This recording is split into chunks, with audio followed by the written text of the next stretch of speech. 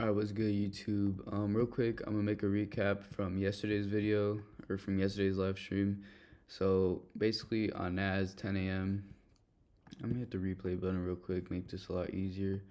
On the 1 hour, I saw this imbalance right here, this fair value gap right here, and overall we had just tapped into a weekly fair value gap. So this basically run up. I thought that this was gonna grab liquidity, this as well. So I was on the 5 minute at 10 a.m. Nothing really happening, but we did have this spike up from that 1 hour imbalance, right? So I hopped down to the 1 minute, and I'm not gonna lie, I kind of forced this because, so basically, you run up.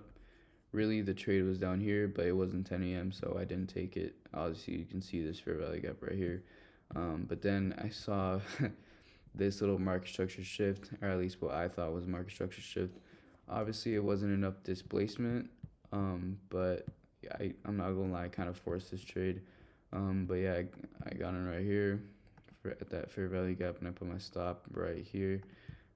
Price stopping out right there, played around a little bit, and then continued going to the downside.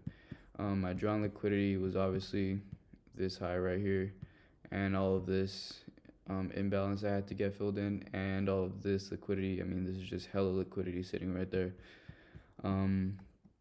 So yeah, that was NAS, and then on YM, let's see, YM's trade was at 8:05 yesterday. So I'm not gonna lie, I did not stick to my rules of only trading between 7 and 8. This trade occurred at 8:05. So really unfortunate. I got in right here. NAS actually, or YM actually stopped me out right there before having a beautiful run. It never hit my take profit, but I mean, this is just really unfortunate right here anyways. So yeah, that's YM. I'm gonna go over what I saw real quick. So what happened was we just tapped into this 4 hour imbalance right here. Actually, I think it was a 1 hour. Yeah, it was a 1 hour imbalance right there. We also had taken out all this liquidity that was sitting right here. Price was overall bullish because, as you can see right here, I was aiming for this high right here. As you can see,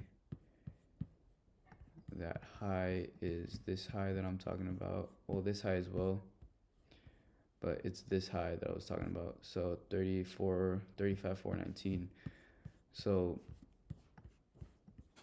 yeah, it's basically the high I was aiming for, and that was around 10 a.m. So we were right here, and on the 5 minute, as you can see, the real trade was like over here, but I missed it. I think that was because I was fucking around with NAS.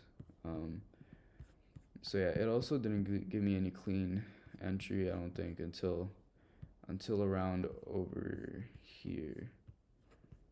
Fuck. Wait, where was I? Tuesday. Oh, right, I'm not on the right chart. It was over here. Right, so it was just messing around. It didn't really give me a good entry. I mean, this is an entry right here, if you want to call it that.